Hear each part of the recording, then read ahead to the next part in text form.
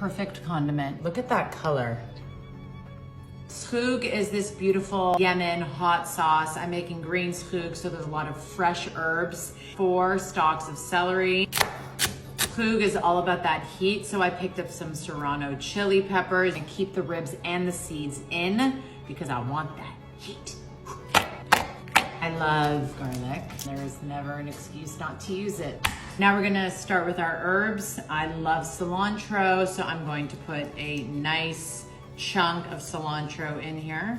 And parsley. I'm gonna run my knife through it like that. Toasting spices is key. Satisfying.